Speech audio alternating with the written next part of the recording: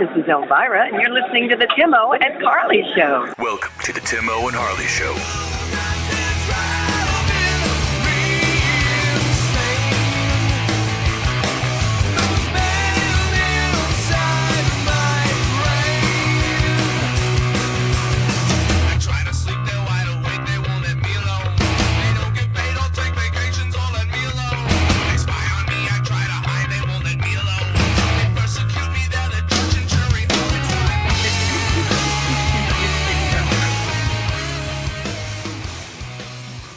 Thank you for listening to the Timo and Harley Show. I am Timo. Over there's my partner in Mindcrime, Mr. Ben Harley. Say hello, Harley. What is happening, people? Ben, stay hydrated in the heat, Harley. Oh, my God, Timo. I'm telling you what. Whew, I'm as white as they get. You know what I mean? And I might spontaneously combust. Uh-huh. Yeah, so thank you. So your ancestors didn't come from like the Australian outback or like Africa or anything like that? You don't look African whatsoever to me. I mean, no.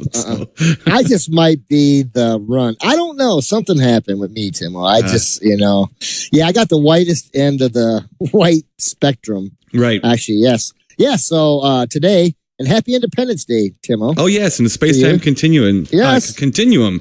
It is July 4th as we are recording this. So to my non-African yet very Nordic looking friend, Mr. Ben Harley, happy Independence Day. Yeah, to you too. I just got back. We walked down with my daughter, Sydney, who's also a little pale. Okay. Pale face. She's a little pale face, So, we walked down today. They had a little thing at the end of our street. Not far from the shop, a little thing for the kids and stuff where there's a little roundabout and they closed down the street. So, we just went down and did that today. So that was fun. So she walked you down there so you could have some fun. Basically. Oh, good. Yeah. That was my reason. That was my excuse. Right. So, that was fun. But I knew at one point, I was like, I am molting out here. I was like, I better get her back. So we were down there about an hour and a half. But that's nice. A lot of sun. Oh my gosh. And his kid. How's your week been? It's been pretty good, Timo. It's been hot. Super hot. We got a lot of good stuff going on at the shop, though.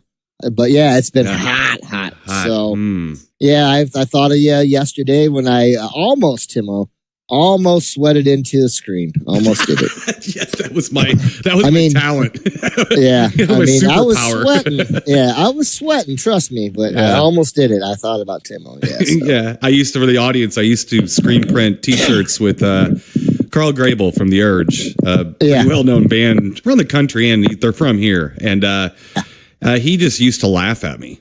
I mean, just laugh at me because I would work so hard and ruin everything I was doing because sweat would just pour into the screens and ruin them. And he couldn't help himself but to laugh, It was kind of fun. Yeah. Actually, I forced him to listen to the classic rock radio station when we worked.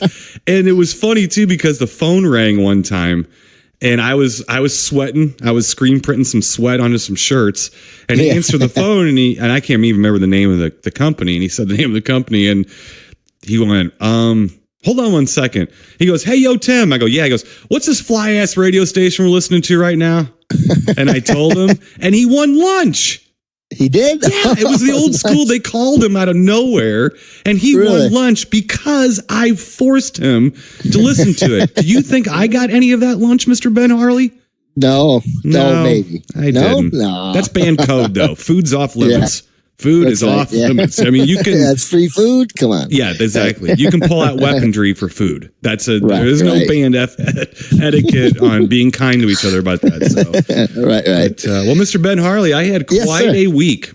Oh, yes, you did, my friend. Yes, sir. Yes, you did. Yes. I've been waiting to hear about this. Made my pilgrimage. From afar. Yes. From a long ways away, actually. Oh, yeah. Even further than St. Louis. Yes, very far. Made for the team. I made the pilgrimage to Willow Creek, California. Took one for the team. I did. So I have actually stepped foot in, around, and all over and left my prints all DNA. over. That's right. The Willow Creek, Bluff Creek area.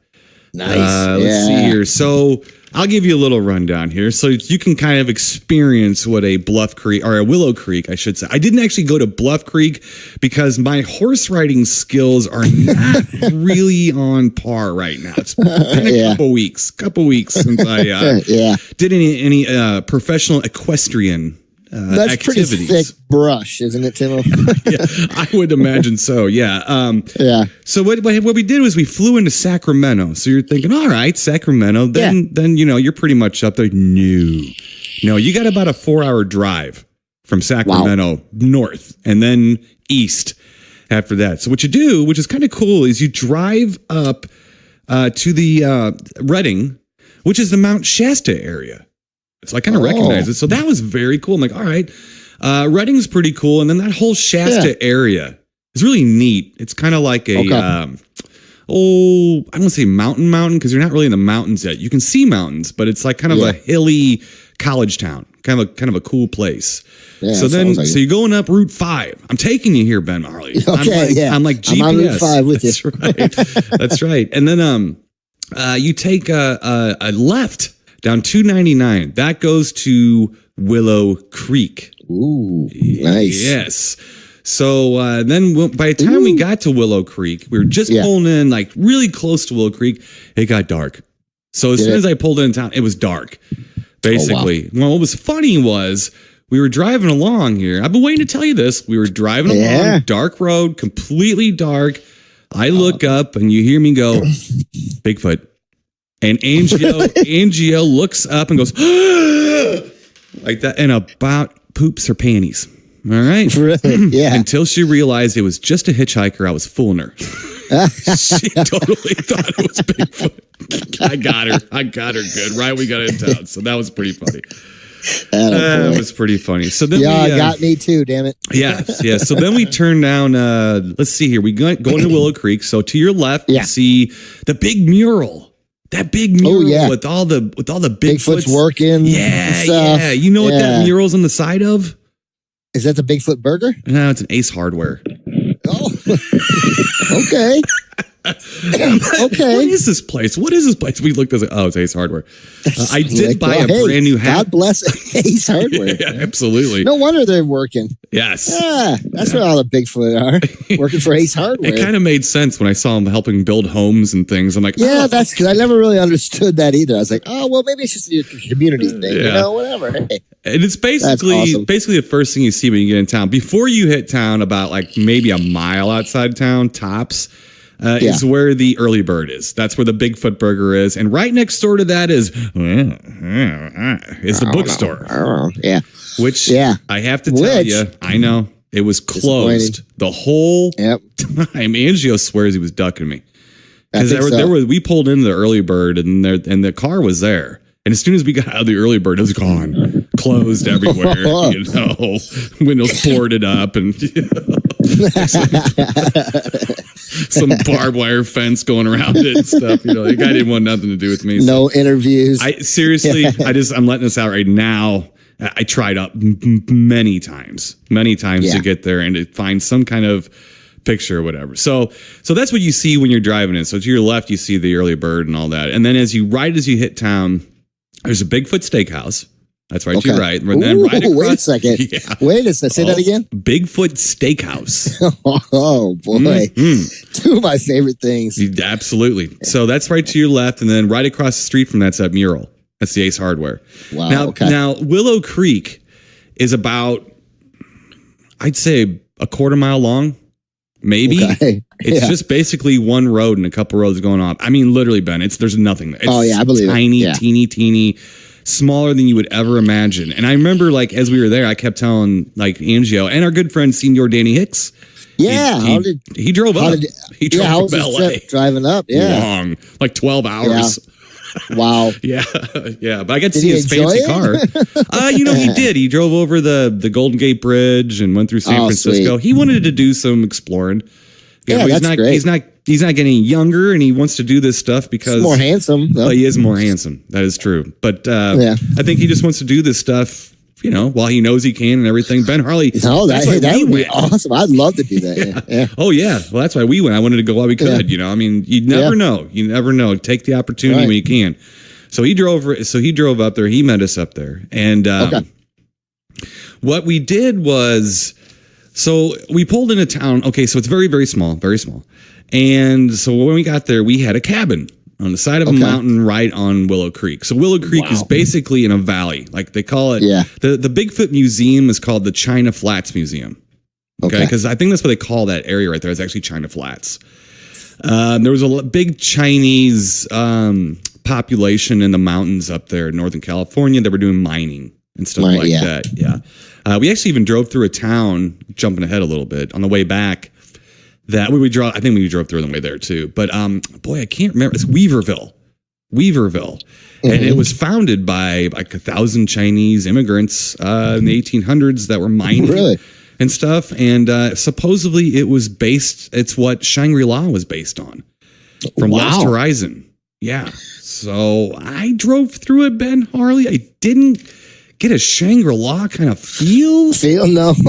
But it was nice. It was nice. There you go. Good little pizza place we ate there, so it was okay. Hey, there's Shangri-La. Hey, you got Bigfoot Steakhouse. Yeah, that's Shangri-La. Bigfoot Burger. Right. Oh, come on. So anyway, we turn. I'm moving the screen printing factory right there. Yeah. So then what you do is you turn at the museum. More or less. You turn at the museum, take a right, and then you're going to go up one of the mountains on the valley, because you're in a valley. So there's mountains on one side, mountains on the other side. So on one side, behind the museum and behind the Bigfoot steakhouse, we went up that mountain. That's where our cabin was, on the side of that mountain. We did drive up Patterson Lane. Ooh. Patterson. Gimlin. Yeah. Now I was informed there's also a Gimlin Road. I did not find that. I did not. Because, Ben Harley, the road getting to the cabin was about as wide as my knee.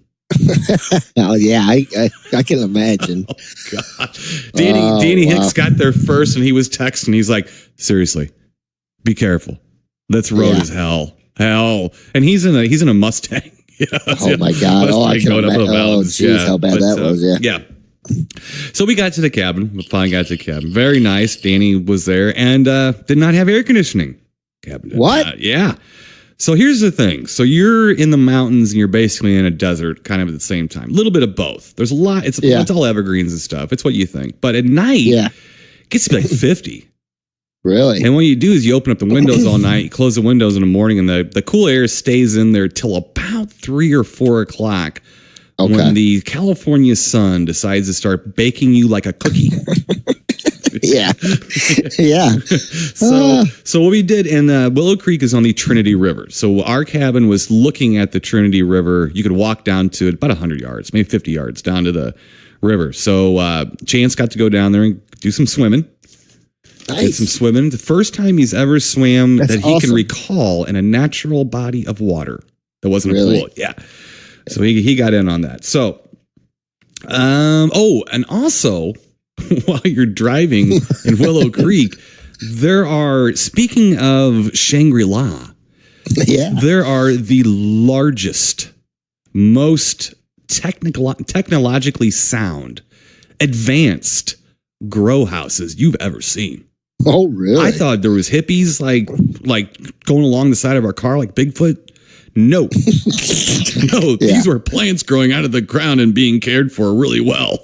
Wow. Basically, yes. So, and remember, it's legal. The cannabis is legal for adult use, as they call it. So, let's see here. Oh, yes. So we did that. So the first day, let's see, what did we do the first day? The first day we went down to Willow Creek and walked around. So we went to the museum, did that.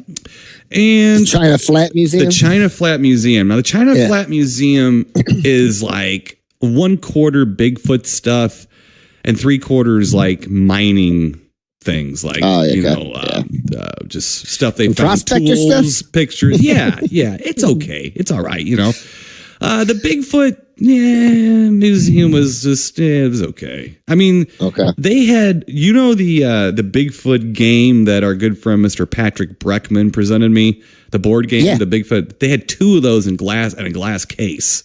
in there. I almost wanted to give it back to him right away and have him sell it on eBay so he could live comfortably the rest of his life, But they did have one that was still shrink wrapped in there. So I'm not sure that the one that Patrick gave me is worth anything, but mine is displayed in my upstairs museum, as you've seen, too. Yes, it is. So it's a fine museum. It's safe. Well. It's safe. Yes. So we did that, and let's see, went to there, and then we walked around just like the town. There's a pizza place. There's like a hippie bistro kind of thing. Okay. Some real estate places. Let's see. Not as much. There was a couple like junk shops. We'll put it that way, like trinket stores and stuff like that, but not as much as you'd expect. Till you realize, I mean, Ben, if there was 500 people living in this town, I'd be shocked. Yeah. And to give you some kind of like, Millstadt's 4,000. Okay, so wow. It's okay. It's almost closer to that neighborhood coming in the road when you come to my house. I mean, it's closer to that than it is Millstadt, or whatever. So we went, and then that's when we tried to go to the bookstore the first time. So basically, we kind of walked around Willow Creek a little bit. Gas stations, couple gas stations, a Chevron, things like that, No crazy bug-eyed guy standing out there talking about Bigfoot or anything? Not really, no. I can tell you. Lots of hippies and lots of mountain people. Yeah. That's really what it is. It's a guy. There are people who, you want to talk about a political divide. I mean, you can see it with your eyes, But I will say one thing. Didn't hear nothing. I'm from the Midwest. We stereotype West Coast people, right? Sure. I didn't hear anything about nothing. I thought people out there were very friendly. I thought people in Willow Creek were very, very friendly. No matter what I looked like, what they looked like, they were cool. All good. So that's good. So, Mr. Ben Harley, we went to the Bigfoot Steakhouse. Ooh, yum. Yep. And I had me a steak. Matter of fact, we ate at shaped like a foot. No, it wasn't. But I actually ate there 3 times. We ate dinner there once and breakfast there twice. They had good Denny's style breakfasts. Did they? Yes. That sounds good. Yeah. So we're doing that. So next day we decided that we're going to explore. We're gonna explore. So first thing we did was we went further down 299 to, you've heard of it, the 101, right? The 101, yes, yeah, the highway that goes up and down the California coast, basically. So highway to hell, isn't there something? It's a fine highway, I think. But I would like to, and I'm going to do this, Mr. Ben Harley, because I don't care anymore, and I mean it. I really just don't care anymore the way the world is going and stuff. I, for the very first time, purchased myself some adult use goodies legally. Yes. What? Yes. I walked in and in America. And I was talking to these people. I said, look, this is where I'm from. I said, I'm just here just to be treated like an adult. That's really why I'm here. I want to just be like, and the funny thing is, Mr. Ben Harley, there was not one damn difference in society out there. There wasn't people on the streets, like pouring bong juice down their hair or anything like that. It was nothing like that. Actually, the place was very nice. They were very friendly, very helpful. They're still, they really are still, what do you need?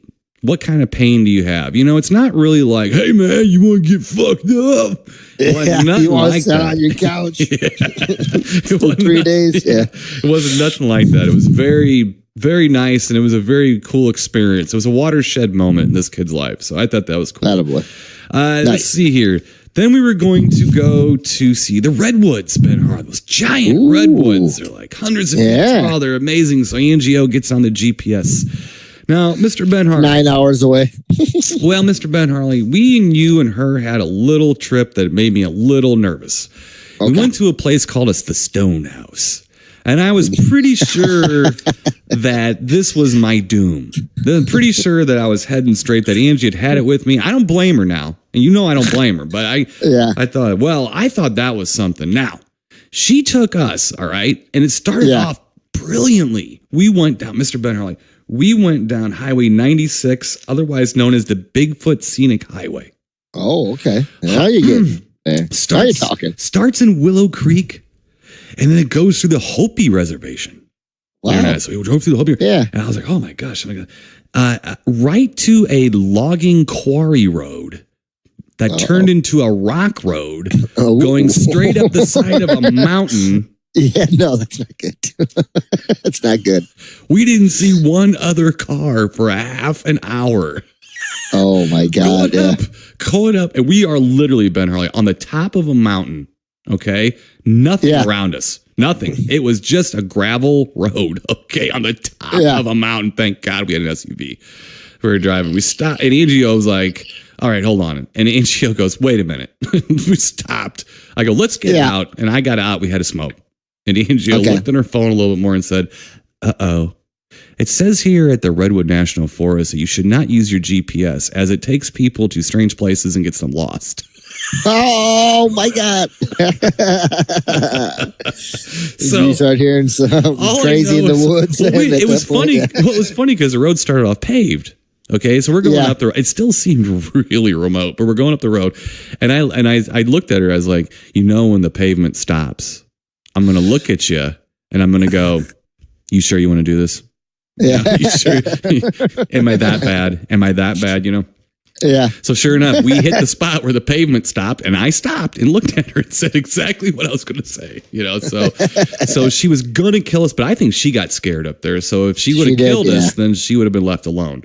So that's true. That's true. She wants to start over, Ben Harley. I don't blame her, but throwing us off that mountain wasn't going to do her any good whatsoever. So no, she needed to survive too. Right. Poor Danny Hicks following us along and all this thing, But it was funny too because she felt bad. In reality, she felt bad about that. And me and Danny looked at her as like, we just went up a mountain. That's awesome. On a logging quarry road. I told AJ, if I'm ever going to see a Bigfoot or Sasquatch, there it is. That's where it was going to be. That's where it was going to be. I did not, as a matter of fact. So we did go to the Redwoods. Amazing. Oh, I mean, you can really tell how there are sightings of anything up there. I'm with two deaf mofos, Angio and Danny Hicks. And I mean, we're down there and we hear something like going like that. And I look over at Chance, I was like, you hear that? And Danny kept making fun of me thinking everything I was hearing is Bigfoot. Now, if it was Ben Harley, he would be going, no, you got to convince Timo it's Bigfoot. He's always looking for something else. And I'm like, no, it sounds like a giant woodpecker or something. It's like, and Chance is like, yeah. And they couldn't hear it. They couldn't hear it. No. Angio can't hear giant owls out in the woods. We were out in the woods last night on the balcony. And I mean, there was an owl that sounded like it was, 4 inches from my ear. And so I went like this. I went, and scared the crap out of Angie. She goes, what the hell did you do? I go, I was answering the owl. She goes, what owl? I go, oh my God.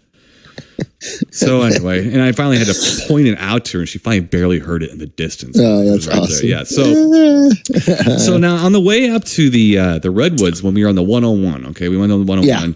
We also stopped at, let me see what this was called, Trinidad Beach. Trinidad Beach, okay. On the Pacific Ocean, Mr. Ben Harley. Ooh, Stuck my toesies in there. Yeah, just by accident, my shoes were still on. The water came up and got my toesies stuck into it. Oh, no. Yeah. But Chance did get to jump into the freezing cold waters of the Pacific Ocean, scream, and swim a little.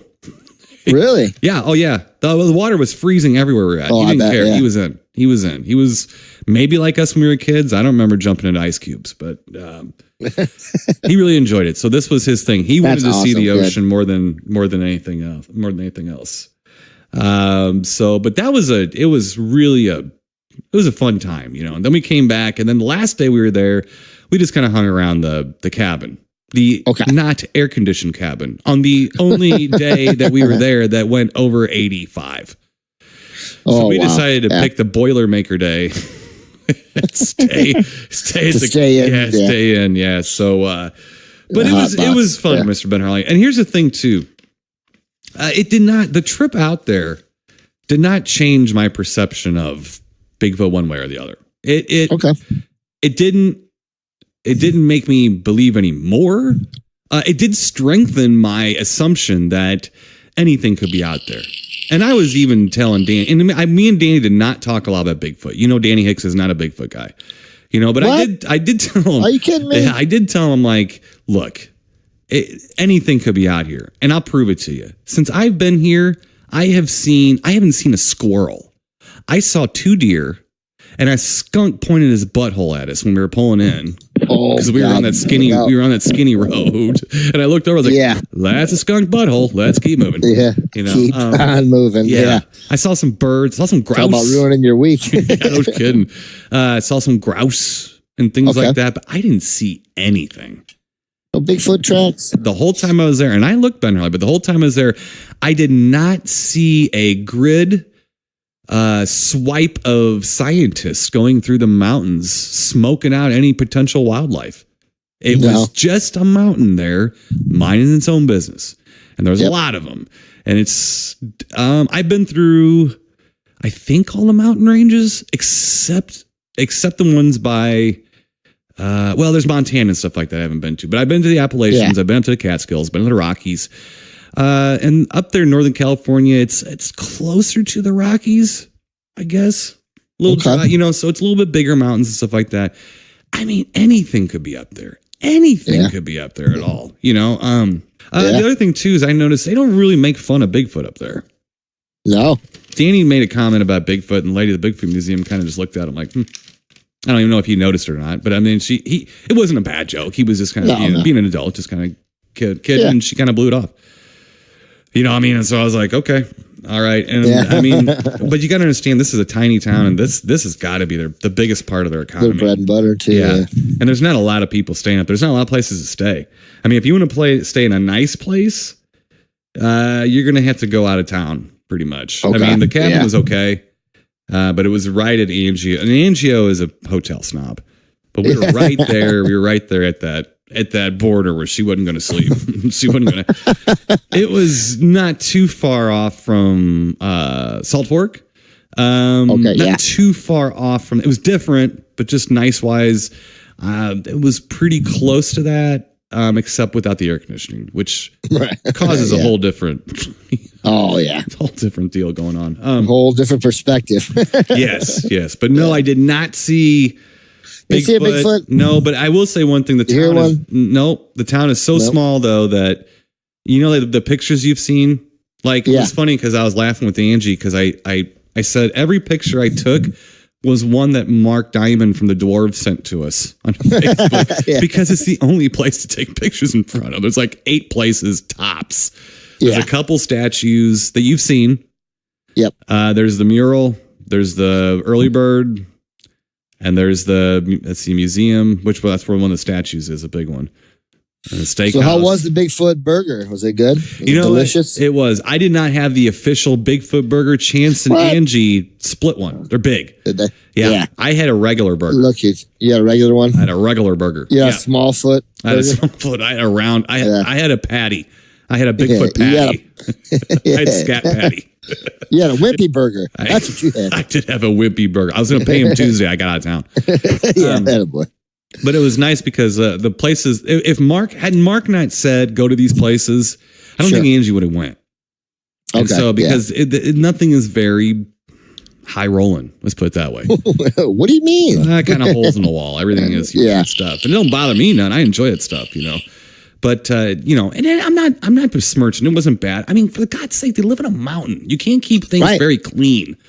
It's not really easy. That's really it. It's just everything's weathered. That's what it is. So to us, our Midwestern eyes, it looks a little not kept up more than it's actually just fine, or whatever. So, but it was a fun trip. It was a good trip. Danny had a good time. Good. We had a good time. Chance had a good time. Chance did have a good time. Yeah, had a good time. Yeah, good. It was good. So we did watch a few movies out there together. Did you? Yeah, together. Nice. So just a couple. But we watched Bad Day at Black Rock with Spencer Tracy in it, Robert Ryan from 1954. That's a good one. And then me and Danny and Chance and Angie went on a Robert Ryan freak out because then we watched The Wild Bunch. Oh, really? Which is our good friend, Mr. DVD Bob Slendorn. That's his favorite movie, I think. Wow. Is it really? Yeah. Okay, nice. William Holden, Bo Hopkins, Ernest Borgnine, directed by Sam Peckinpah. Peckinpah, yeah. So that was fun. It was interesting to watch that. We just didn't do a lot of movie watching. This was not a movie watching kind of trip, but I just brought a few things. So, but anyway, Ben Harley, that's pretty much it. It's awesome, though, buddy. Yeah. I was with you in spirit. I was trying to keep up on your trek. Yeah. And I appreciate you sent me some texts and stuff. Mm-hmm. Yeah, it was thinking about you. Mm-hmm. So, good. We took a few pictures that I'll be posting fairly soon. It says I'm terrible at that stuff. I have like 4 pictures on my phone from the trip. So, I mean, I'm just terrible about that. But there are some pictures we have from the redwoods and I think at the ocean and things like that we will be posting to social media because it doesn't exist unless it's there, apparently. So that's true. But a few other things real quick, Mr. Bud Harley, I want to run through. Yeah. Let's see here. Angio and I also watched Taps. I'm sure really? You've seen that. Yeah, that was a 4th of July. 4th of July flick, little kind of a. That's a good little flick. It is a good one. I saw that in the theater back in the day, and did you? It really affected me. Yeah, I don't think I did. I think I saw it on Showtime for the first time. I'm not sure. Yeah, I don't think I saw it in the theater. I made my brother take me and go see it. I really wanted to see it. I think I was 7 or 8. I made my brother go see it. Yeah. Pretty good. Sean Penn's first movie and Tom Cruise's second movie, so I still like it, even though it is got Tom Cruise in it. Yeah, he was a jackass in it. Yeah, he was, so that's okay. Yeah. Let's see here. Angio and I watched Razorback. Nice. Finally got the Razorback in there, so that was fun. Watched that the night before we left. Night before we went to Willow Creek. Yes. Let's see here. Angio and I watched Woman in the Dunes from 1964, a Japanese movie about a guy that basically is kidnapped and thrown down a pit with sand. I hate when that happens. Yeah, and you know how that movie Onibaba is all grass. Grass. This movie is sand. Sand everywhere. Sand. It's sand everywhere. Yeah, it's sand in your shoes. They're battling sand before it basically busts down a house. It's a complicated, odd, creepy movie. It's brilliant though. It's an amazing movie. Woman in the Dunes. So sand. Remember sand. Sand. Yes. Let's see here. Angio and I also watched from 1942, The Mummy's Tomb. Ooh, okay. It's the first one where Lon Chaney was doing the mummy. Yes, yeah. Stuff, yeah. So I like that guy. He's all right. Yeah, it was all right. I think I kind of nodded off watching it. Might have nodded off a little bit, but definitely enjoyed it. Well, there was a second movie of the night. We had finished Taps up, and then we threw in that. And then I was kind of like, by that time. So, yeah, well, the mummy moves a little slow. Yeah. See, last and, maybe least, Mr. Bun Harley, I want to talk to you about this on Amazon Prime. Watched a movie called The Back 80. Yeah, I started to watch a little bit of that. I only got, 15, 20 minutes in.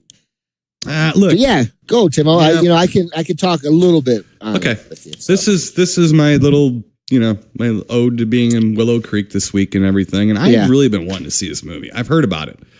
Back 80. Yeah. I don't know where I've heard about it, but I've heard people talking about it. Maybe some of our Bigfoot friends online and stuff like that. I've heard the name Back 80. I really wanted to see it. Start watching it. Saw a little glimpse there of Mr. Mark DeWorth, who is the organizer of the Ohio Bigfoot Conference, who we know. Yeah. And it's like, okay, Mr. Mark Mazel, who's a big Bigfoot researcher guy up in the Ohio area, up in your parts and stuff. Yeah. I was pretty like, okay, this might be all right. Started off kind of like, all right, there's a little bit of intelligence going on here, and it just dissolves into disjointed. It's just disjointed. It goes all over the place, and they take like two or three tops, I think, like, quote, witnesses. Yeah. Not the strongest characters of all time. Now, I'm okay with that. Believe me, I live in the country. I live in the rural area. It's not that. It's just that, the one guy, I think I could read his prescription bottles through his glassy eyes. I'm not. And it was just really disjointed. And I'm going to tell you something right here and now. I'm going to speak with authority because I'm all buffed up because I just got back from Willow Creek. Stop with the fucking night investigations. Stop it. Stop it. Okay? It's stupid. Stop doing it. Angio and I, before we went to Willow Creek, were out on the balcony listening to everything. And I go, Angie, everything you hear out here is exactly what you hear on Finding Bigfoot. And it is. It is. Tree knocks, howls, everything. They're not Bigfoot. You can't go on sound. You know, you can't. I thought a deer was coming into my yard and it was snowy. I did. I really did. I thought a deer was coming into my yard. I thought it was snowy. Then I thought there might have been a groundhog coming through and it was a deer. You just, you know what I mean? It's like you can't use sound for this. I'm sorry. You can use it to go find what's making the sound. I'll buy that. Sure, you can't use it as evidence. I found a howl in that stuff that Mike Paul sent us. Yeah. It could have been a train whistle. Could have been a lot of different things. I don't know, but I heard it and it sounded like a howl. So I sent it to him. I said, it sounds like a howl to me.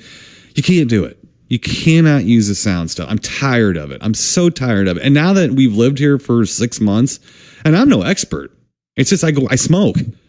So I go outside a lot. Yeah, I'm outside a lot, especially at night. I hear everything. I hear everything that you've heard on everything. Everything. All that stuff. It's coyotes and wolves and dogs, man. I'm telling you. Or maybe little black bears or something like that. It's nothing. Trust me. You need to.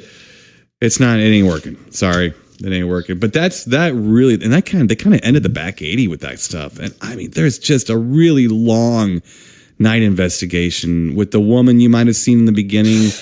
Yeah, that's the guy as far as her, where they were talking to her, you know, and then she was outside, you know, and they were interviewing her again at night. So, and that really affected that lady, boy. Oh, and I it's not that I don't believe what she's saying. I'm just saying either, but I just said she was like, right. You know, but yeah, it just, I don't know, just moved a little slow for me. I didn't really, I mean, it didn't get any faster. It didn't catch my interest a whole lot. No, so. And I was really disappointed. Very disappointed. I mean, yeah. Now that lady you were looking at, her, like the last third of the movie is her and her husband. I mean, they're literally walking around their yard with the night cameras with nothing, nothing. Yeah. And then the credits start to roll, and then you know, like you don't like about Marvel movies. There's like an extra part. The credits start to roll, and then the filmmakers go on a night investigation. Now they had every opportunity to edit out a fruitless night investigation that they went on, but they couldn't help themselves because there is nothing to this at all. The stories are fine. Because I think she claimed that the Bigfoot jumped, like, leapt across the road or something in front of her. It, like, she saw it. It was kind of odd what she said or what it did. I don't know. Right. I think she saw it twice or heard it, and it came up to their porch or something too. Oh, really? Yeah, the stories are. Yeah, I mean, I'll listen to your stories. That's fine, you know. But I want the night investigations to stop. Okay, that's just it. I just want them to stop. I think that they're stupid. If you want to do it, go ahead, but leave the cameras at home. If night investigations are the right way to do things, why have we not seen one thing? And every credible piece of evidence has been during the day. Oh yeah, it's been during the day. Yep. Oh, Ben Harley, I don't know. See, I'm getting kind of a snooty Willow Bigfoot. Creek, I know. I'm swinging. I'm a snooty Bigfoot guy now. I'm snooty all over the place. What you got, Ben Harley? That's all I got for you. Nothing. No, just okay. What I would say here. Yeah. Let me see, my friend Timo. Okay, buddy. Yeah, you know, it's weird. On Prime, they have a lot of those superhero animated features, whatever. So I caught one the other day, which was kind of interesting. It's an animated movie called Batman Return of the Caped Crusader. Okay. And it's fairly new, I'd say within the last year or 6 months, maybe, whatever. And it's based on the 1960s Batman. So it has Adam West, Burt Ward, and Julie Newmar doing voices, and but it does have basically the United Underworld. You know, it has the Riddler, Penguin, Joker, and Catwoman. It's pretty cool. I mean, it's okay. You got to take it for what it is. It's, you know, it's that campy, you know, stuff. But I give them kudos. They really did a good job. You know, I haven't finished it quite yet, so I'll get back with you. Okay. But quite interesting, I must say. You know, I don't know. It threw me off a little, but I'm glad they did it. You know, yeah, I'll get back. Was with it you. like so slightly different and bent from the series? It was throwing you off a little bit. A little bit. Well, then too, you got Adam West and Burt Ward and Julie Newmar, but you have the other three who are obviously have passed away. Sure. You know, Frank Gorshin and stuff. So their voices sound just a little different too. You know, but it's just it's different. Like I'm used to watching even some of the tamer superhero ones are have a lot more violence and stuff. Right. And it was just weird. I liked it. It was just weird, kind of. I don't know. It's silly. Gotcha. It kind of made me chuckle. So,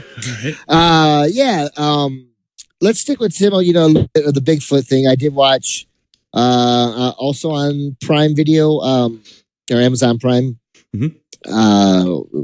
The Beast of White Hall. Okay. Now, I think you said you watched it before. I couldn't really remember too much about it. It's been a while. Yeah.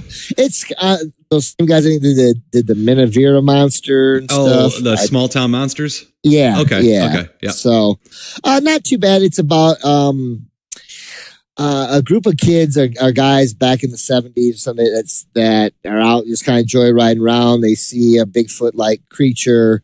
Freaks them out. They run, or actually drive back. They didn't run, Timo. So they were driving. Right. You don't want to run up there. Trust me. Wherever there is, I was just there. Yeah. So, they go back into town, meet some of their other friends, and they all go out there. They're trying to convince them to go out there. They see it again.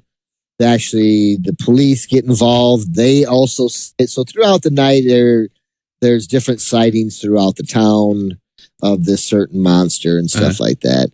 Not much after that, I think there might have been a few other sightings, I do believe. But it was kind of interesting.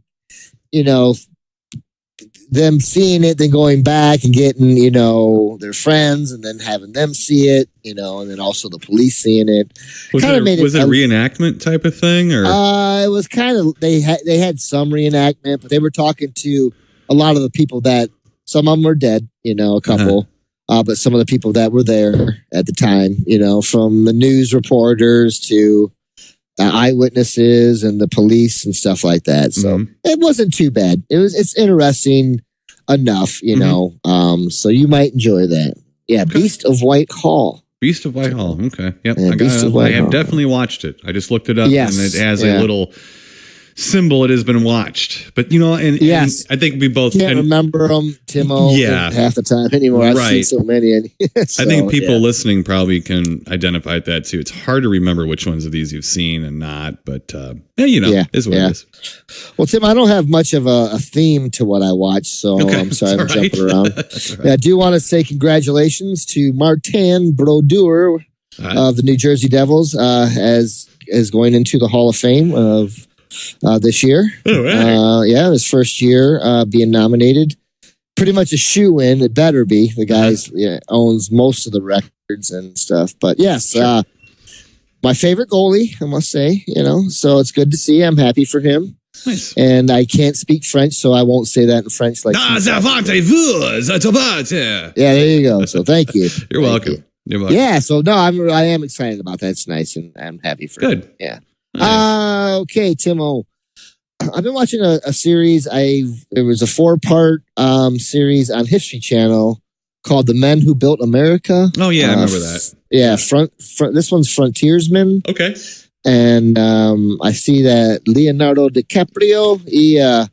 He's like one of the executive producers. Okay. So, but no, this was good. I've watched. There was 4 parts to this. I watched the first 3. It deals with like Daniel Boone.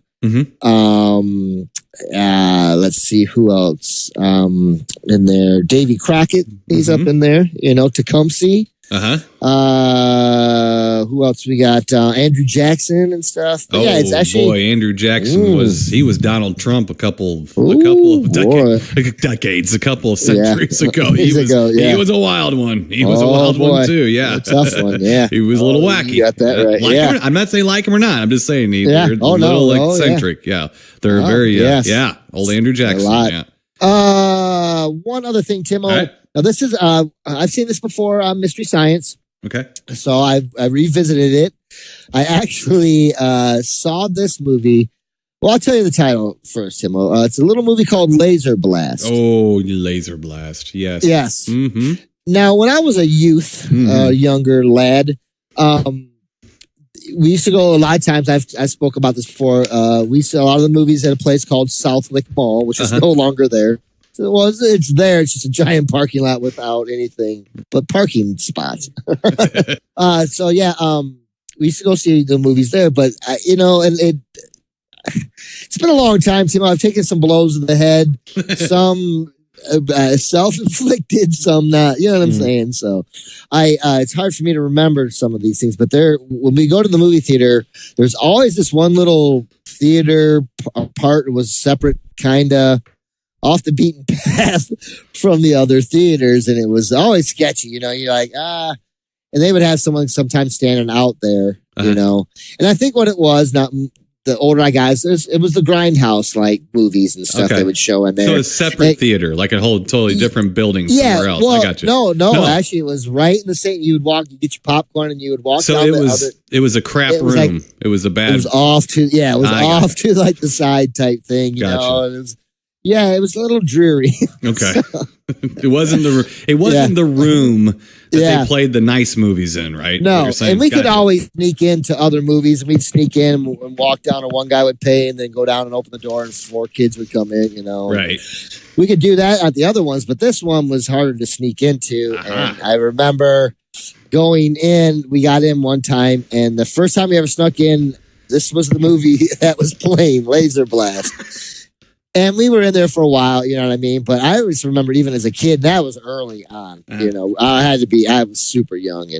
But yeah, Laser Blast kind of freaked me out a little bit back then. I was like, it's just weird and scary. Yeah, well, you had to have been like 7 or 8 years old. Isn't that like 78 or 77?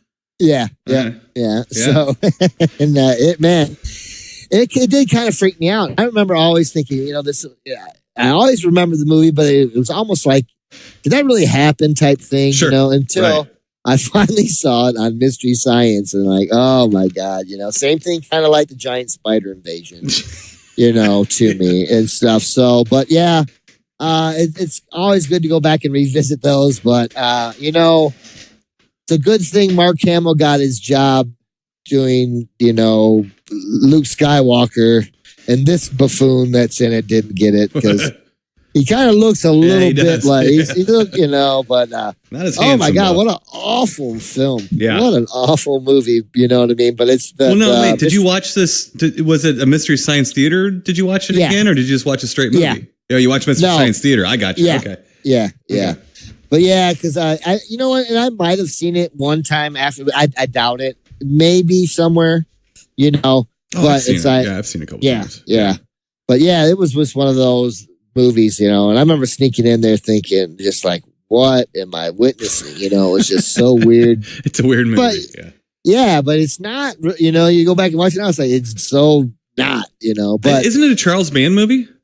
I think so. Yeah. Yes, it is. And I think that like David Allen did some special effects, like some stop motion for it. Maybe, or something like that. So basically, it's like these giant, like they look like turtles without shells. Chase like this monster thing with a laser gun on his arm, and they shoot him, but they don't get the laser gun or the amulet that powers the gun. Gotcha. And then that goofball that drive around his van finds it. And I love it because they're always teasing Mike. That look familiar, Mike. You know what I mean? Like, and it's funny because then that kid gets the laser gun and the amulet, but basically it takes over your body too. It makes you kind of more into a monster or more of a green faced looking fella, more than so. And I remember that freaking me out. You can't get the gun off you. You can't, like, once like after a while or something. That's a pretty ambitious little independent movie, though. I think that's why it kind of made the rounds. It was weird, but all those movies were. Oh, but you get a kick out of those stop motion turtle guys because they get in trouble, then they got to go back because they got in trouble from their master about getting the gun and aiming it. It's silly to say the least. But back when I saw it as a kid, man, I thought, whoa, that was something else. Right. It was really something else. Nice. But that's it, Timo. That's it. Yeah. One last thing, buddy. One last thing. I was hoping. I know we're in the space-time continuum, but I was hoping for our nation's birthday that we could play a song off the Danny Hicks. Timo Saban, Danny Hicks, Brain Invasion, featuring Sergeant Baird. Okay. If we could play a song off of there called When We Were America, We Were America. We Were America. You want to hear We Were America for America, right? For America, yes. All right, we can do that. So we're going to play a song. I know I can do that because I own it. So I can do what I want with it. So this is the Timo and Danny Hicks Brain Invasion featuring Sergeant Baird. This is a damn anthem. This is a beepity beep anthem. It's a great song. Okay. This is We Were America by Timo and Danny Hicks Brain Invasion. Right here on the Timo and Harley Show. God bless America.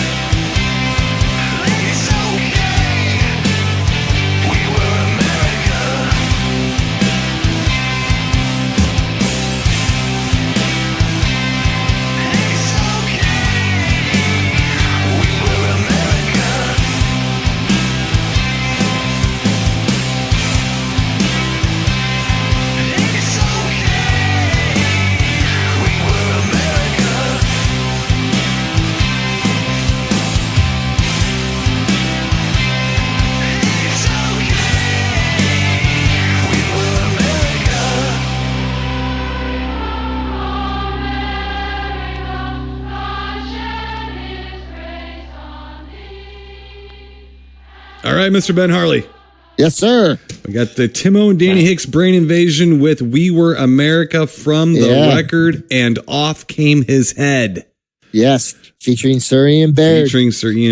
Yes. With my hand over my heart. Still. Yes. Good song. That's a great song. Critical. Does Angio sing on that a little bit? No. That song? Nope. That's just me and Mr. Danny Hicks. Yeah. That's doing that. Yeah, it's a critical yet optimistic song. So I like it. Yeah. I like it. Which I think we always should be critical but optimistic. I think that's how we're going to get further instead of only critical. Hey, right, can we be friends with people if they vote for somebody else? I don't know if I can. All right, let's see here. Let's get to our official films, Mr. Ben Harley. Yes. First up, we're going to go in chronological order here. So from now, actually, this was filmed in 1979.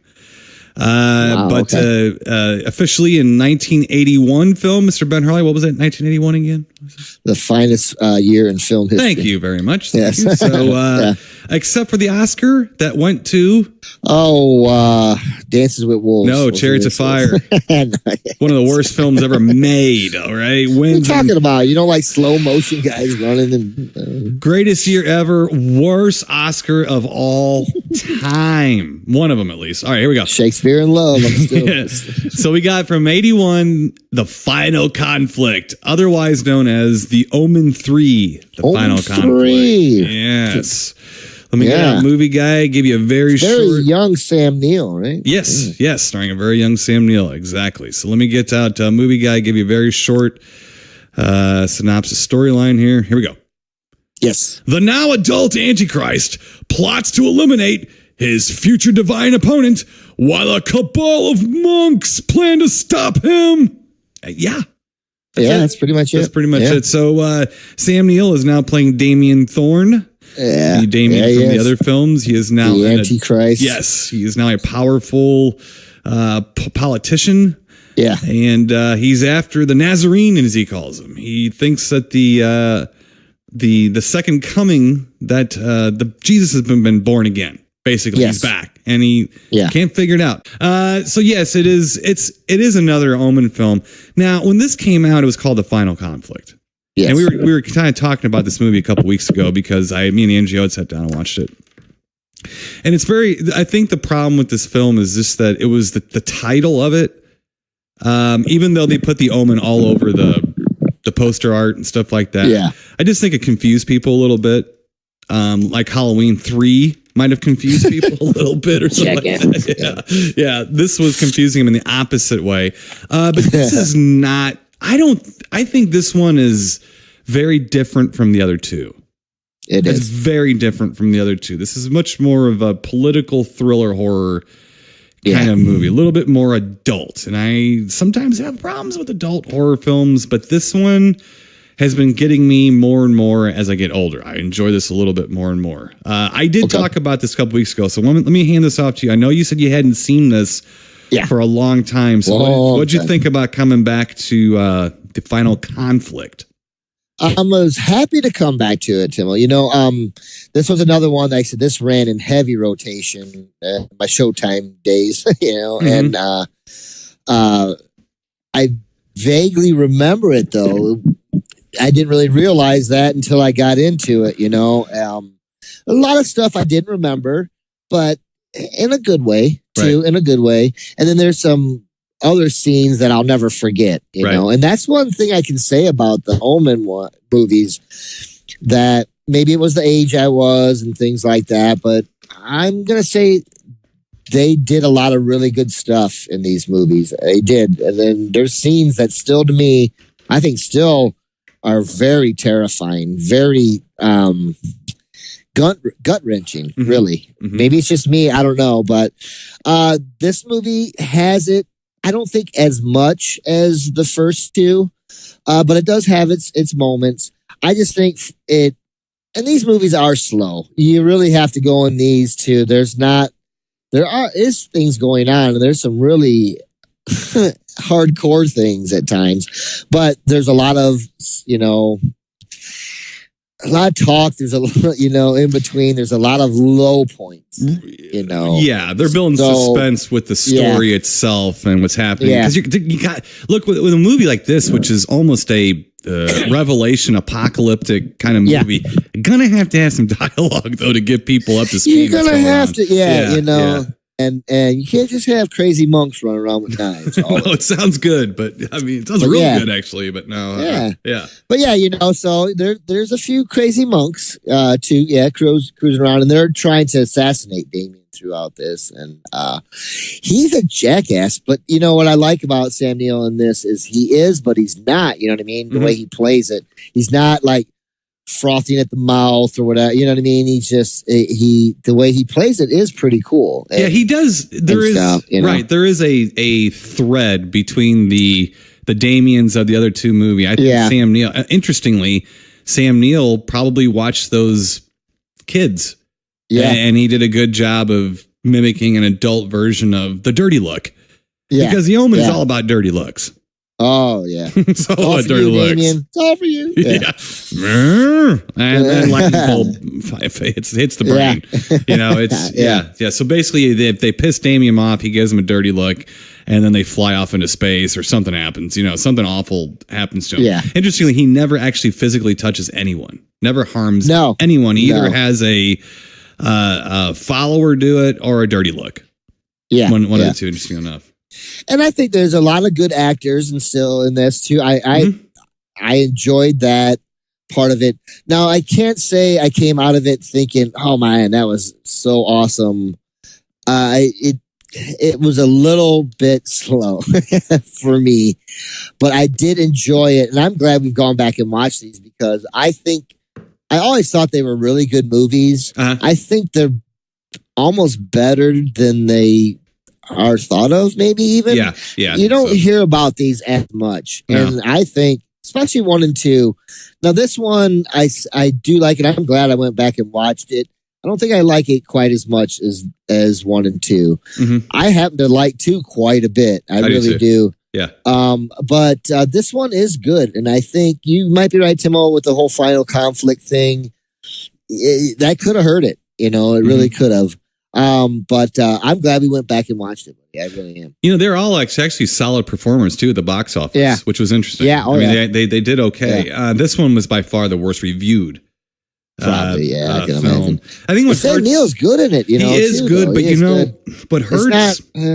What hurts is the music has changed too. They got rid of the Gregorian chant stuff, and then they changed the score. It's the same composer, but they changed the score. Who doesn't like a good chant? Exactly. Yeah. It was directed by Graham Baker, who went on to do Alien Nation. Okay. I think that it's. I can see that. Oh yeah. It's a good movie. It really fizzles out. Here's the thing though, and I've been thinking about this for a long time, and I think they even bring it up. I don't know if it's special features or trivia or something like that, but it kind of says in the Bible the devil's going to lose. So it's almost like, why try? Why try? I mean, it's like, why would you want to fulfill prophecy if it equals your doom? It just kind of is a little ass backwards to me. I don't know. Yeah. Maybe they're trying to beat prophecy. I'm not sure. I don't really know. I just think that this movie didn't fit in real well with the other 2 Omen movies because the hook of the Omen films was as a kid. Yeah. That was the son of Satan. And then the son of Satan being an adult, just by definition, gives you a whole different feel to the movie. And I think the only thing I had with this film is, as I'm an adult, they overdo the religious thing.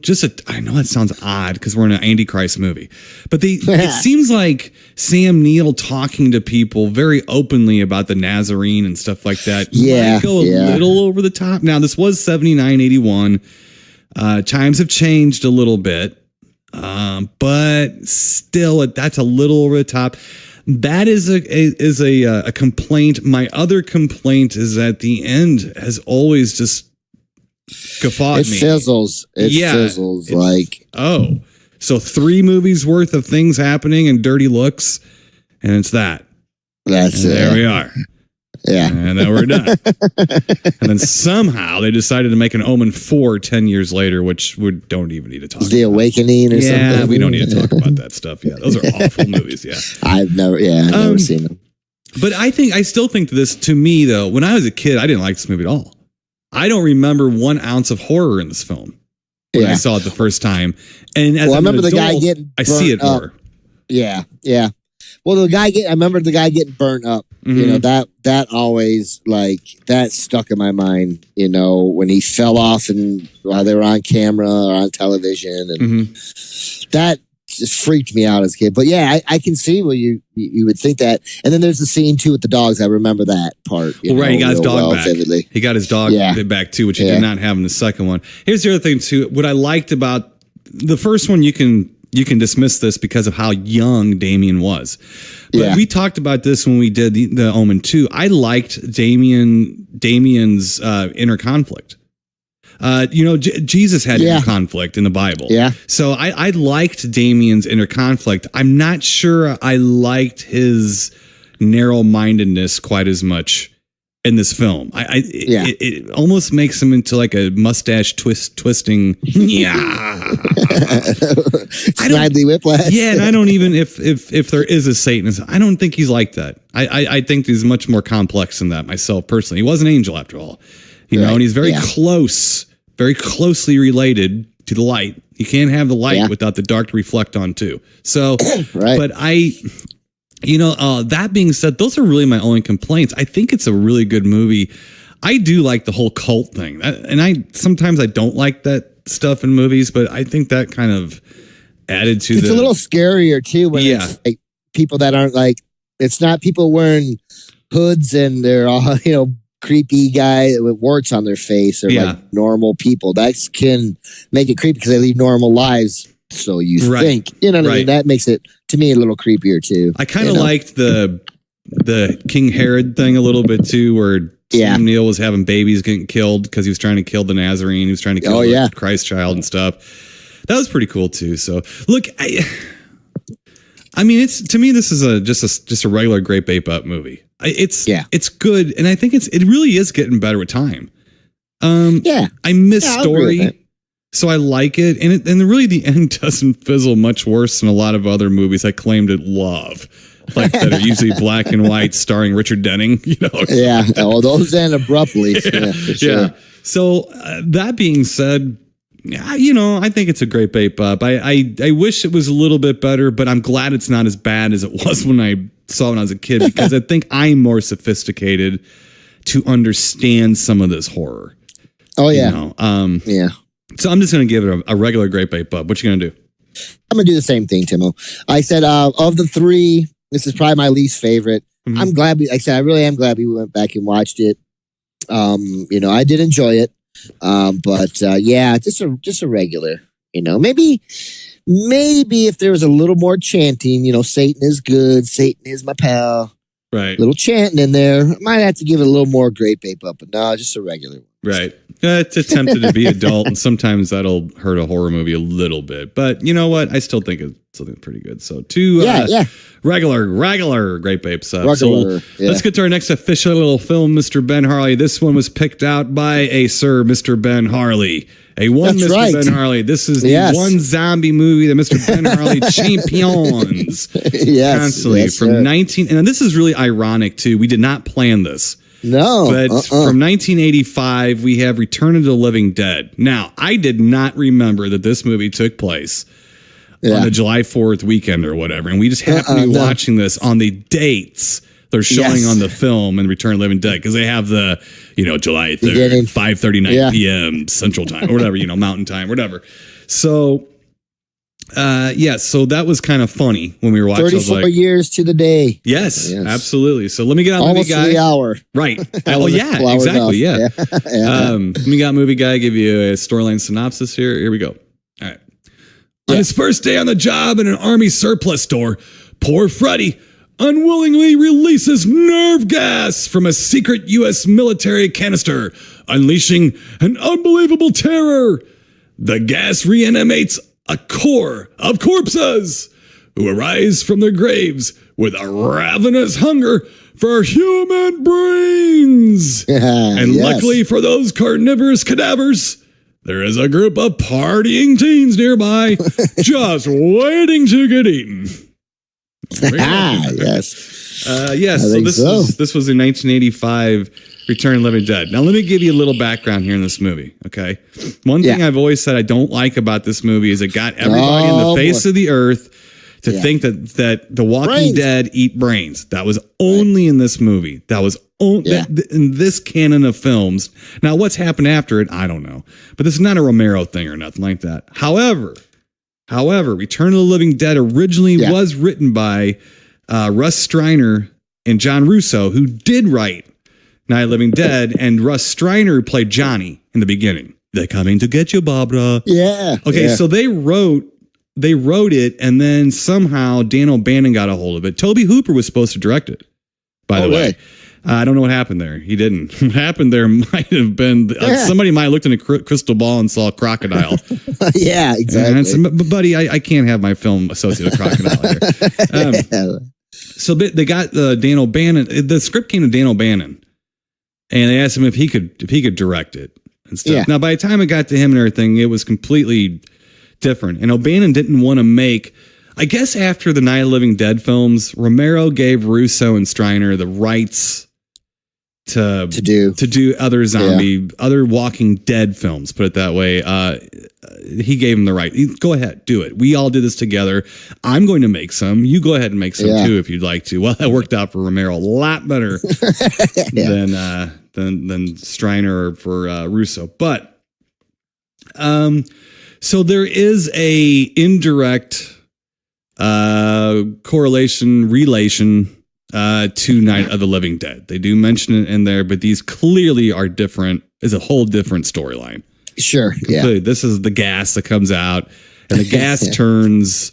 The gas is what turns people into the Living Dead. I don't think a bite does it. Does it? They don't do the bite thing. Well, I was trying to think about that because there are a couple parts of that. One girl. No, you're right. Quigley's character. Well, yeah, but it was raining the acid rain down. Yeah, so I don't know if that. I don't think it was the bite as much as her dying and then the chemical getting into her, turning her back. Yeah, because the one punk got bitten in the head. He didn't turn into. Right. I don't know. Right, because he didn't get the gas on him. He didn't get the rain on him. So which is okay. Yeah. Now, my theory is, Mr. Benhar, that you like this movie because it isn't people getting torn apart. Yeah, kind of. And the zombies aren't so slow and boring. There's they're interesting. There's a slight bit of comedy too. Right, and it starts off saying it was true. This is all true, and I guess it takes place in Louisville, Kentucky, which we've spent time in and have friends at. We have friends in Louisville, so So, did you enjoy going back to it, Mr. Ben Harley? Oh, very much so, especially after watching part 2. Oh God. Awful. It's not that different. Oh, it's awful. So much awfuler. And I'm a part 2 guy, but no, not this one. Yeah. So I did really enjoy this. This movie, I watched this a lot when I was younger. Really enjoyed it. At that time, I thought the zombies, it was all right. It's just been so much overkill over the years. I can't take it anymore. I can't. Mm-hmm. I feel like a zombie to the zombies. I just, I'm just gloss over. So, but yeah, no, Tim, I really enjoy this. I like this movie. I like most everything about it. I really do. Now, it has some pimples, going back and watching it, but I just like the storyline. I like the two main characters are funny. I appreciate them much more in this than in part 2. Yeah. I just think they're funnier. Well, I admit I didn't like them being almost the same type of characters in the second one. The same thing happens to them where they start turning into. They get gassed really quick. They spend the movie getting sick and turning into the Living Dead or zombies or whatever. Yeah. But I just thought this one was cool. And at this point, too, when I was younger, I was really into the special effects, and seeing things, amped up more. And I think they really, even now, I still think most of the effects in this are brilliant. They're really good. Practical effects. They look good for the most part. There's a couple that are, sure. But it's the times, and what they were trying to do. But man, it was ambitious. And for me, this was one of those movies kind of like Toxic Avenger where it was just getting more and more amped up to you're like, holy crap. You know what I mean? Mm-hmm. And I liked pretty much most of the characters in the film, and not that I cared for any of them, but I liked them. Were they all believable? No, did I know most of the people that were that age? Yes, back then. Right. But I just think it was it's a well shot film. I think the combination of the horror and the dark comedy work really well in this movie. And what I liked about this, going back to Timo, it held up for me really well. Mm-hmm. I was afraid of it not holding up very good. But no, it did. I really, really enjoyed this movie. And I think, a lot of it too is the punk rock. There's not like a whole bunch of punk rock in there. And these are some goofy looking punk rockers too. Hollywood punk rockers. Yeah. Right, exactly. Yeah. But I did enjoy that part of it too. And I just thought, I didn't really realize how vicious the zombies were in this, as well. Mm-hmm. And I think they're funny too. Send more cops or, send more paramedics and stuff. Right. And I love one of my favorite parts when, gosh, what's his name? Is it Billy? No, what's his name? The main character. I know it's Tom Matthews. That's the name of the. Yeah. When he's trying to get up in the, attic after his girlfriend, he's like, I love you, but you gotta let me eat your bread. That stuff for me was just hilarious. As a kid too, back then, I just thought that stuff was hilarious. And it still, to me, is pretty funny. I do like the guy that plays the mortician too in it. Don Calfa? He's awesome. He's good in it too. That whole scene when they come in, they're trying to explain to him, right? And beat around the bush. I got rabid weasels. Come on, we'll take him outside. We'll shoot him. That's inhumane. Don't throw him in there. We'll just take him outside and shoot him. Whatever. But yeah, I just, Timo, I like this movie. This is my zombie movie. Now, it is. I just, for some reason, I enjoy this one. There's not so much overkill too with the zombies, and it's funny and stuff like that. So, and it's good. I think the effects are pretty damn good in it, So, I'm happy to. I like it a little bit. I like it a little bit more now than I did then, because I think then it felt like what it looked like was a bunch of Hollywood people that just wanted to make a buck that didn't know anything about the history of those films, trying to cash in on it. Now, if you didn't know anything, that's what you would think. Because you'd sit there and go, wait a minute, it wasn't gas. Wait a minute, they didn't even brains. Wait a minute. Yeah. That wasn't that. Wait, you're even talking about the movie. Now, knowing the history of it and everything, and knowing that Dan O'Bannon, he didn't want to make the movie that Russell Streiner and Russo wrote. I think Russo wrote it. It's a little foggy to me. I know those guys were involved somehow, but I think Russo wrote the bulk of it. Now, Russo wrote a story about three sisters that were basically trapped in a house with looters trying to get in because a zombie apocalypse restarted. That's where this movie started. That's what the original Return of the Living Dead was. Yeah. And Dan O'Bannon just like, I'm not stepping on Romero's toes. I'm not doing that, because at the time, Romero was the only guy doing these things, except for the Italians, and he wasn't going to do what the Italians He wasn't going to do what they were doing. So that's I get it. The zombies do talk in it, which are like, that's okay. I don't like a lot of things talking. Yeah, I know. I think that's part of it. That's my favorite zombie ever. That guy right there. Oh, the tar zombie? The crazy leg zombie, man. Yeah. That's my favorite, man, guy. Guy's all right in my book. Well, and the only thing about the zombie talking that I thought was okay is when they had the female trapped and they were asking her questions, and she says that brains take the pain of death away. I was like, well, that's kind of cool. That's a little interesting. Yeah. It was also and that was really ambitious back then, too. Yeah. That whole scene, it still looks okay. It's all right, but super ambitious for them, I thought. Well, they actually used the word zombie in this. I think I've said before on the show that Romero didn't call them zombies. You all called them zombies. He didn't do it. They were the Walking Dead. Or the undead. He didn't call them undead. Yeah, he didn't call them that. Music. The music has been kind of a sore spot in this movie. I think they've changed the music around. I think The Damned had a problem. The Damned apparently had a problem with the dwarves opening for him at a show that I just saw on Facebook. Yeah, the Damned didn't want the dwarves playing right before him, so they kicked him down the line. Like from 5 o'clock, right before they're set down at 2:30. So the dwarves, rightly so, canceled. They're like, "Fuck you," Yeah. I like all these bands, so I'm gonna stay out of it. But still, fuck you. Let them play. But the damn music is not in all the versions of it either. TSOL though, there's TSOL music in there. And we just saw some TSOL and talked to those guys. Sure did. Yeah, they were nice guys. I did like TSOL. Played with them. That's right. Spent some time backstage with 3 of them. I think, except their singer. I think. Yeah. Can't remember now, but I know I was back there yakking it up with a couple of guys, and the drummer got a Mr. Danny Hicks's autograph from TSOL too. So it's got some interesting music in it and stuff. The other thing too is that I don't like the Hollywood punk rocker look of the 80s because it looks more like new wave people that got into a traffic accident. Yeah, for the most part. Well, for me, the whole punk rock stuff like that is just.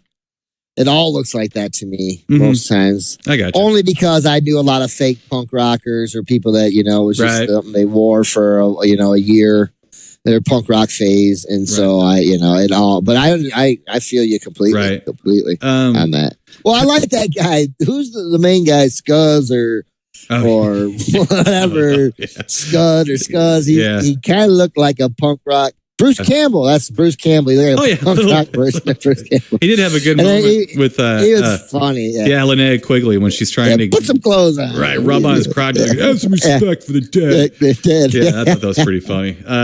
Tom Matthews and James Karen are really good in it. They're very good in it. Linnea Quigley, we met a few times. She's okay in it. She's good. I mean, she's naked through a lot of it. So, look, there's one.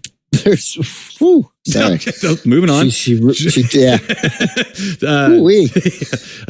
Shepard. Actually, I'm more of a Jules Shepard fan when it comes to my eyeballs a little bit. Jules Shepard's, and I like her a whole lot. No offense to Linnea Quigley. Believe me, I did. My eyeballs gazed on her quite a few times in my ute. For sure. Jules Shepard kind of stayed with me through my oldie days. So I kind of like her too. Yeah. And then we have the only Clu Gulager. I love Clu Gulager. And I think he was casted right. He was casted right at the end. Yeah, he is good in it. Yeah. For me, watching it, he kind of holds it together. And not that most everybody in the film, I'd say 75% of the actors in the film do a knockout job. Yeah. But I think he holds it together really good. Once he comes back, and and then finds out what has happened, it's good. Right. Because I don't think if he was in it, I wouldn't like it as much. No, he's great in it. He's absolutely great. I mean, that's why you didn't like the second one as much, because he's not in it. But, no. So, I mean, it's a good cast. It's a fun little movie. I appreciate it more now. Way more now than I did then. I also found out that apparently the producers tried to contact Romero to produce the film. So the executive producers or whoever tried to contact Romero. I think they really wanted Romero in on this. I really think they did, and he didn't respond to him. Now, in fairness, right around this same time, Day of the Dead came out. Okay. And Day of the Dead is canon. That's Day of the Dead. That to me, and I think that might be another thing too with Return of the Living Dead for me is that Day of the Dead came out around then. And Day of the Dead is my favorite zombie film. Okay. So that is that makes it a little tough on Return of the Living Dead for me. Although they're very different films. Oh yeah. Again, as a little horror nerd fan, I thought all the references bothered me a little bit because if you're going to reference that movie so much, make the creatures the same. And they did. Sure. Now, I don't have this feeling anymore. Because I'm older. I understand it. I know what they did to get this movie made now, so I'm fine with it. I don't dislike it really at all, to be honest with you. I think some of these scenes may have been shot in Louisville too, because Ben Harley, what is something that was going on with these characters that's been going on with us for the last week or so? Sweat. Sweat, yeah. That guy with the suit on, like the preppy type guy, I thought he was going to drown just sitting there. Sweating his nuts off. A lot of sweat in this film. Yeah. So I think there might have been some stuff literally shot down there too, because I just got back from California and it was hot. I didn't sweat at all.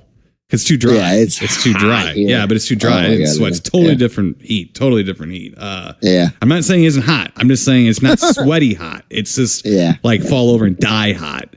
Here, you drown yourself in your own, juices, body juices. You're gone. Yeah. You wither away to nothing. Yeah. Right. And one thing I do like about it also that I can't honestly say I kind of remembered. It has a little bit of a downbeat ending. I like the ending. Yeah, it does. So I like that because they're like, when they have him on the phone, Gulager's character, and they're talking to him and stuff, and they're like, "Oh yeah, we got a contingency plan. I wonder what the contingency plan is." right. So then, it's missile. Yeah. So it's got a little bit of a not super happy ending and stuff, and most of these movies don't. I mean, so that did give homage to the. I forgot about that. I really did. Yeah, I did too. I totally forgot about the end because it's so like right there that it's not. Yeah. So, well, now in the little military thing, I think they should have. I did like when the military guy got home, like toward the beginning of the movie, and he had like a super secret giant phone that looked like it was connected to everything on the planet, going and stuff. And I thought they could have used that a little bit more, but the military guys and some of that story a little bit more. But yeah, I'm splitting hairs here. I'm going to give this movie the same thing as A Final Conflict. I think they're both about the same as far as quality movies to me. And I think they've both gotten better with time for me. Neither one are going to be my favorites. I don't have the same problems with Return of the Living Dead as I did when I was a kid. But you can understand how I was feeling this when I was a kid. Very protective of those Romero movies. And it was Dawn of the Dead. I'm not the biggest fan of those. Well, the original. I mean, and I know people hate me for that, but I don't hate you for it. I just think that there's Return of the Living Dead puts me to sleep. Yeah, it really does. I'm like, I mean, Night of the Living Dead. Sorry. Oh well, it scared me. But then Dawn of the Dead. It's Good Night of the Living Dead for me. It's Good Night of the Living Dead for me. Well, it's not for me, but I can tell you that it doesn't take away from this film as much as it did before. It doesn't. I'm okay with that. That's especially cool. I can understand that. Right. Especially with the barrage of Living Dead and zombie movies and everything else that have come out ad nauseum upon nauseum. I'm going to hold on to this saying, no, let's just stick with this. If you're going to make a turkey movie, make one like Return of the Living Dead, like that one, And I do like the sequels. And I know you didn't like the second one, but I think the second and third one are very different from each other. But I like both of them in their own ways. So, but this one to me, I do like, and I thought it was fun. I enjoyed watching it. It doesn't overstay it's welcome. So I'm going to give it a great babe up. Just a great babe up. Attaboy. Yeah. Return of the Living Dead Part 2 is dead to me. It's dead. It's dead to me. What are you going to do with this one? Gigantic great babe up. But yeah, I like this movie. I liked it when I was younger, just for the fact that at that time period, I was really, I guess, probably, like Evil Dead 2 and things like that. Right. It was I was really kind of Chainsaw 2, really into those type of more of a darker comedy, but really, really high on the horror content too, and shock value. So yes, definitely a gigantic great babe up. I'm glad we went back and watched it. Same thing, I enjoyed it. It's fun. As fun as I remember, and actually, I think I enjoyed it a little bit more as far as a film this time than I did when I was younger. I was just into everything that was going on and all the, So this, I enjoyed the film much better. So yeah. Good. Excellent. Yeah. All right. Well. Yeah. So, and I beat up on some zombies and stuff for a long time. So I know. I finally. Well, you've been wanting to review this. Yeah, you've been wanting to review this for a long time too. So finally, my holy grail is zombie movie. Yeah, so. I must have been in a good mood because I was in Willow Creek. I was like, all right, that's good. Yeah. All right, Mr. Ben Harley. Don't know what we're doing next week, but it's going to be about 7 days from now or so. Yeah. So I mean, you have to wait till then to figure out how brilliant it's going to be. So till then, stay spooky, and we'll talk to you then. Keep it creepy, people. You've been listening to the Timo and Harley Show, brought to you by ScreenPrintingFactory.com, your affordable one-stop solution to all your screen printing needs.